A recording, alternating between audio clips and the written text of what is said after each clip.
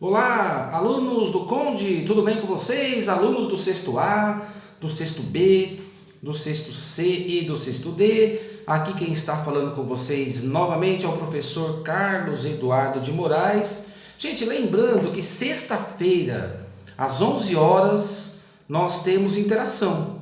Essa interação vai acontecer, como de costume, no próprio grupo do WhatsApp. É uma interação onde nós vamos conversar sobre a lição da semana, tá? Pessoal, o que eu quero que vocês façam antes da interação? Eu quero que vocês me enviem a foto com a lição que eu postei, que foi postado, né? Aqui no grupo e também na plataforma do Conde. Eu quero que vocês façam as perguntas que estão na página 182 e 183. Na 182 é a pergunta A e B. E na página 183 é a pergunta C e D. Pessoal, eu gravei esta videoaula para ajudar vocês a fazer essa lição, tá bom? Vamos lá. Vamos ver do que se trata essa lição. Galera, vocês sabem muito bem, já viram isso nas aulas de história, que o Brasil teve mão de obra escrava, né? No início da colonização do Brasil, que se deu lá no século XVI, a mão de obra de escravos de nativos, ou seja, os índios que habitavam o Brasil. Mas, mesmo no século XVI, começou a chegar no Brasil ocorre no Brasil a chamada imigração forçada. Ou seja, milhões de africanos vieram para o Brasil durante o século XVI, século XVII, século XVIII, até o final do século XIX, gente, são quase 400 anos, né?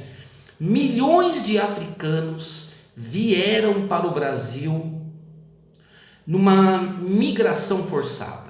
Eles vieram para cá para serem escravizados pelos portugueses. Ou seja, nessa época, que é digamos, na idade moderna, né? Era comum o uso de mão de obra escrava.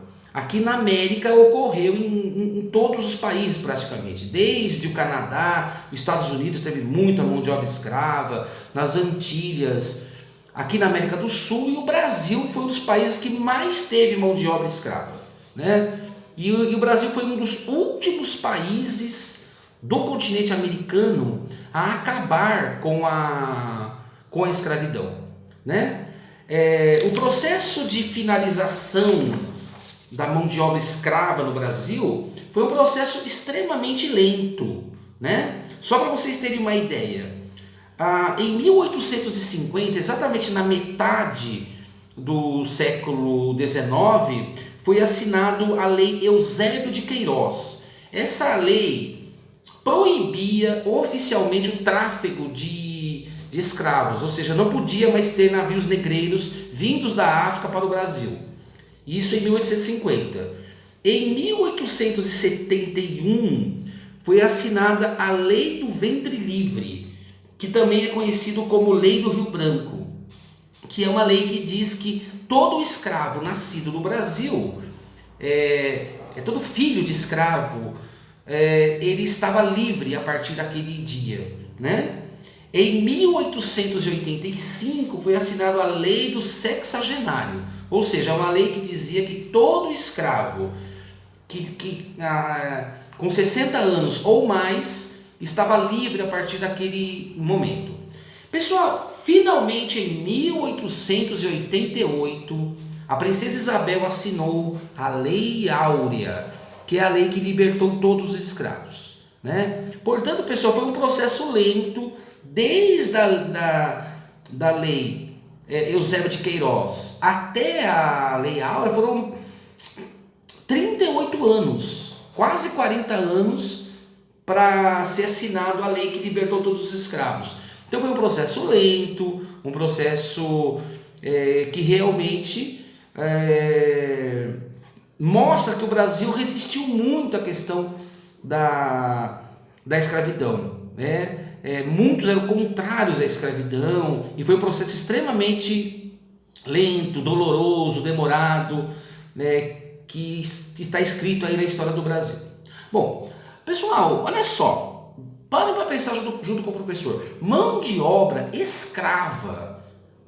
A pessoa era um escravo, era mão de obra escrava, né? A pessoa não ganhava nenhum salário em troca do seu trabalho. E muitos, infelizmente, acontecia, os donos dos escravos, e muitos eles eram muito violentos com os seus escravos. Muitos apanhavam, eram chicoteados, tinha o pelourinho, que era um lugar onde os escravos eles eram castigados, né? O pelourinho ficava no centro normalmente da fazenda, da vila, que era para mostrar para todos os escravos o que acontecia com quem tentava fugir, né? Ou seja, o castigo era uma coisa muito comum naquela época. Bom, pessoal, e o que muitos escravos obviamente faziam? A chamada resistência, né? Resistir a esse processo de domínio do colonizador. Pessoal, e o que muitos escravos faziam, né, durante todo esse tempo? Obviamente eles fugiam, iam para lugares e tentavam ali viver uma vida longe da escravidão. Galera, como é que se chamavam esses lugares para onde os escravos fugiam? Quilombos. Então, pessoal, os quilombos eram lugares, eram comunidades onde os escravos eles fugiam em resistência ao domínio dos seus donos, dos seus algoz, né? Dos seus carrascos, podemos dizer assim. Alguém saberia aí me dizer, mesmo mentalmente, qual foi o maior quilombo que existiu no Brasil? O maior quilombo que existiu no Brasil foi o Quilombo dos Palmares, que existiu onde hoje é o estado de Alagoas. O Quilombo dos Palmares, no seu auge, ele teve cerca de 20 mil pessoas, né? O líder do Quilombo dos Palmares, Zumbi dos Palmares. Hoje, o dia 20 de novembro é considerado o Dia da Resistência Negra no Brasil. Ou seja, é o dia que se comemora, não é bem uma comemoração, não pode ser comemoração, é o dia da lembrança desse passado negativo que o Brasil teve. É um dia para lembrar a resistência dos afrodescendentes de uma situação que o Brasil viveu durante muito tempo. Então, o dia 20 de novembro é um feriado, não chega a ser um feriado nacional, porque alguns municípios não adotam, mas é um feriado muito importante para lembrar da resistência dos africanos à escravidão, né? No município de São Paulo, é onde fica a nossa escola, é um feriado municipal. O dia 20 de novembro, portanto, é o dia da consciência negra, né? Bom, então, pessoal, o que eram os quilombos? Os quilombos eram lugares para onde os escravos eles fugiam. Bom, pessoal, então em 1888 foi assinada a Lei Áurea, que é a lei que libertou os escravos. Fazendo então as contas aqui, são 132 anos que oficialmente no Brasil não tem a escravidão. São 132 anos. Parece que é muito tempo, mas na verdade não é. Até poucos anos existiam ainda muitos escravos vivos. Escravos que passaram por esse processo doloroso nas suas experiências de vida, né? E existem, pessoal, ainda hoje, muitos descendentes de escravos, que são netos, bisnetos, tataranetos de escravos, e onde muitos vivem até hoje, onde muitos vivem, eles vivem em comunidades daquilo que eram antigos quilombos. Então, como é que se chamam essas comunidades hoje? São as chamadas, são as comunidades quilombolas. Ou seja, em vários lugares do Brasil existem as chamadas comunidades quilombolas. Gente, o que são comunidades quilombolas? São comunidades que se formaram a partir de núcleos de antigos quilombos.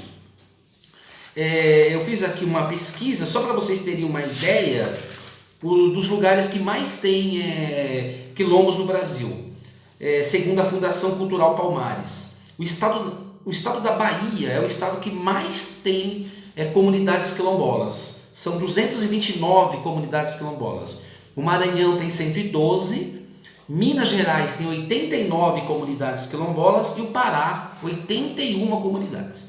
Galera, e em São Paulo, no estado de São Paulo, também existem comunidades quilombolas.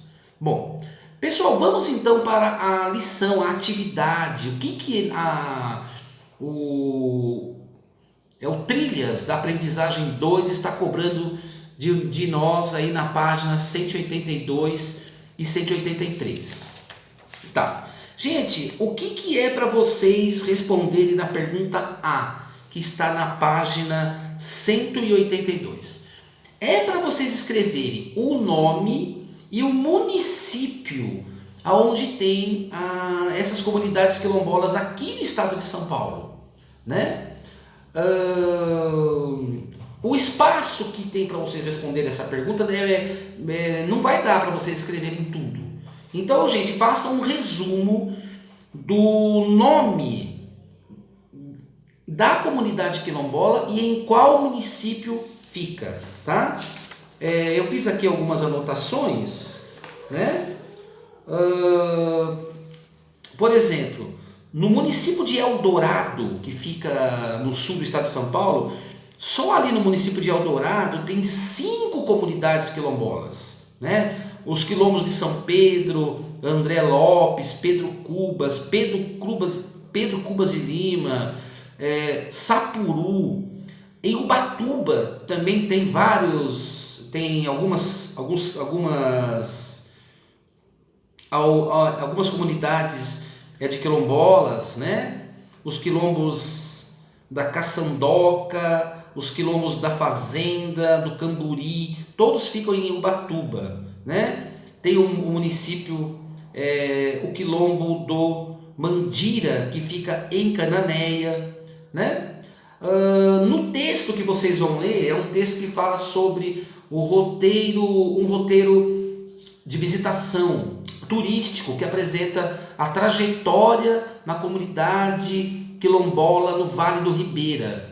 É uma comunidade chamada Ivaporunduva, que fica no município de Eldorado, né? Que abriga ali cerca de 1.400 famílias, tá? Então, pessoal, o que é para vocês responderem na página 182? Simplesmente escrevam o nome de algumas comunidades quilombolas e o município. E escrevam ali entre outras, porque eu acredito que não vai dar, o espaço não vai dar para vocês escreverem tudo, tá? O que pede na alternativa B, ainda na página 182? Como vivem essas comunidades, as pessoas nessas comunidades, né? Pessoal, as pessoas, elas vivem de uma certa forma tentando ao máximo preservar as suas origens, né? Tanto na forma de alimentação, como nas festas, como nas cantigas de roda, ou seja, tentam manter as tradições que foram passadas pelos seus avós, os seus bisavós e assim por diante. Mas acima de tudo, eles tentam levar uma vida normal, ou seja, nas comunidades quilombolas tem escola, tem igreja, tem atividades comerciais aonde as pessoas tentam se inserir também no século XXI. E uma coisa muito importante, nas comunidades quilombolas que existem no Brasil e as que existem aqui no estado de São Paulo, não existe só descendentes de escravos. Muitas pessoas, por exemplo, brancos e até descendentes de nativos se inseriram nessas comunidades. Então as comunidades quilombolas não necessariamente têm apenas exclusivamente descendentes de escravos. Pessoas que se sentiram identificados com as comunidades também se inseriram nesse meio e vivem lá, tá? Então são duas coisas importantes. Eles tentam manter as suas tradições, mas acima de tudo, eles também tentam levar uma vida normal, uma vida estudando. Existem as escolas dentro dos quilombos e assim por diante. E uma coisa que deve ser salientado, a vida que se leva dentro dessas comunidades é uma vida muito difícil, né? Não conta-se com verbas públicas, eles dependem muito dessa resistência, né, dessas pessoas que tentam viver uma vida seguindo as tradições desses antigos quilombos, mas tentando seguir uma vida inserida no século XXI, seguindo uma vida normal, como todos nós tentamos viver, tá? Bom, pessoal, entrando na página 183, tem a pergunta C. O que vocês vão perceber no mapa do estado de São Paulo?